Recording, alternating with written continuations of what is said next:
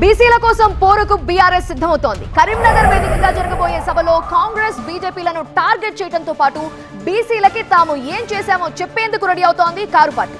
మరోవైపు BC reservation అంశంపై ఏ విధంగా ముందుకు సాగాలి అనే దానిపై కాంగ్రెస్ సమాలోచనలు జరుపుతోంది.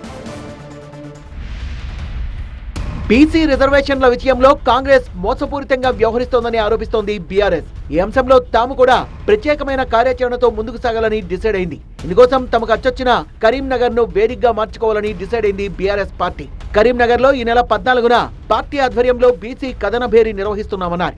సభకు సంబంధించిన ఏర్పాట్లను బీఆర్ఎస్ బీసీ నేతలు పరిశీలించారు. ఆదరాబాదరాగా అసెంబ్లీలో తీర్మానం చేసి రిజర్వేషన్లపై రాష్ట్రపతికి పంపించేశారని తెలంగాణ ప్రభుత్వం తీరును తప్పుపట్టారు బీఆర్ఎస్ నాయకులు. ఢిల్లీలో 3 రోజుల పాటు ఉన్న సీఎం కాంగ్రెస్ నేతలు ప్రధాని రాష్ట్రపతి అపాయింట్మెంటే అడగలేదన్నారు. ప్రెసిడెంట్ గారి దగ్గరికి తీర్మానం పోకముందే ఢిల్లీలో ధర్నా చేశారు.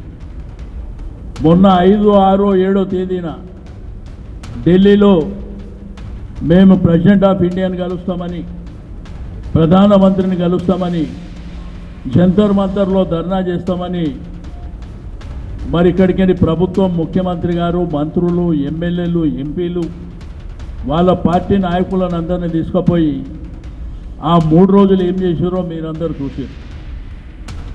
ఆ 3 రోజులు కూడా ప్రైమ్ మినిస్టర్ అపాయింట్మెంట్ అడగలే, ప్రెసిడెంట్ గారి అపాయింట్మెంట్ అడగలే. కాంగ్రెస్ ఆరాటమంతా బీసీల కోసం కాదని, రాహుల్ గాంధీని ప్రధానిని చేయడమే వారి ఆరాటమని విమర్శించారు. బీసీల కోసం బీఆర్ఎస్ లక్షల కోట్ల బడ్జెట్ కేటాయించిందన్నారు. లోకల్ బాడీ ఎన్నికల్లో 42% రిజర్వేషన్లు కల్పించాకే ఎన్నికలు జరపాలన్నారు. కాంగ్రెస్ పార్టీ చేస్తున్న మోసాలను ప్రజలు గమనిస్తున్నారన్నారు.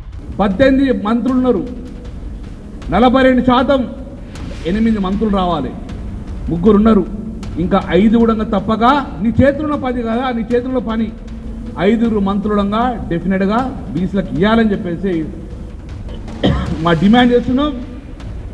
ఏదో ఓటు కొల్లగొట్టినాం, జీవో ఇస్తున్నాం, ఆర్డినెన్స్ ఇస్తున్నాం అని పక్కకు వారేసే పరిస్థితి చేయకండి, దాన్ని కోల్డ్ స్టోర్లో పెట్టే ప్రయత్నం చేయకండి.